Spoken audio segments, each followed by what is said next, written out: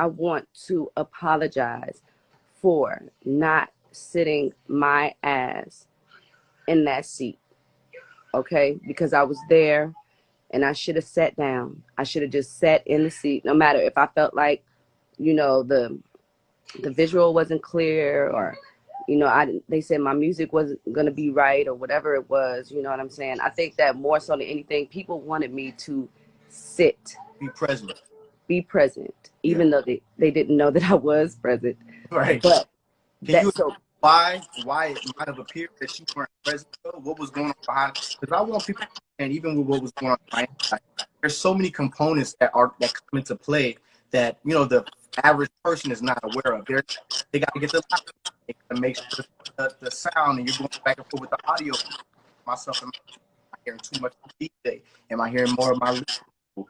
Can you please explain to people that why you might be off to the side when the thing started, but you couldn't come into frame, and in terms of branding? Well, I just felt like when I was sitting there, and I'm really thankful that OT was there. I want to give a shout out to OT Genesis, because when I was literally in the back and I was, you know, putting on my last touches or whatever, and I'm looking at the video from back, you know, like in my dressing room. Mm-hmm. We did it at the studio, and I said, why does my picture look so dark?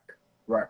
And so soon as that happened, OT came back and said, you know, they got to fix like the internet connection, because you're going to be experiencing another situation. Right. You know, like when Teddy Riley went, you know, and it was like the picture wasn't clear, the visual wasn't clear, you know, the sound wasn't good. So I was really skeptical about that.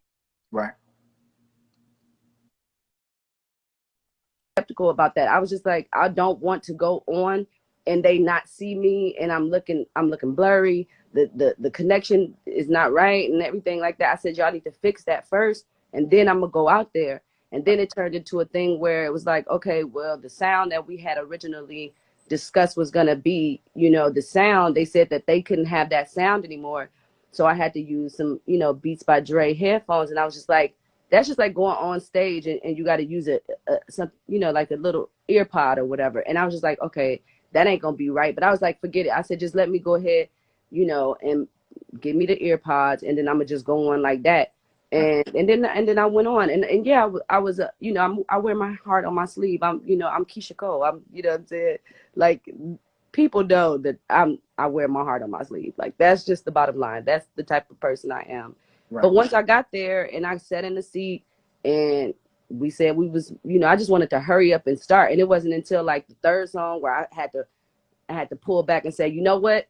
Let me say, you know what I'm saying, that I apologize for this or whatever. And I said, you know, thank y'all for coming and thanking y'all for being a part of it. And it's the third time that this is happening, you know what I'm saying, and all that. Like, so finally we're here and we're in the groove. And then people was like saying that I hear that they think that I was like sauced up. Like, people think that I was like taking shots the whole time. Right. And I'm like, that's not true. Like, I don't even, like, that's a known fact that you can't really be sauced up while you're trying to sing and hit notes. Right. So it wasn't until the end of the, like, you know what I'm saying, show where I was like, let me get a couple, you know, let me get a shot. Let me get a couple shots at the end when it was time to have a good time at that point. I felt like, you know.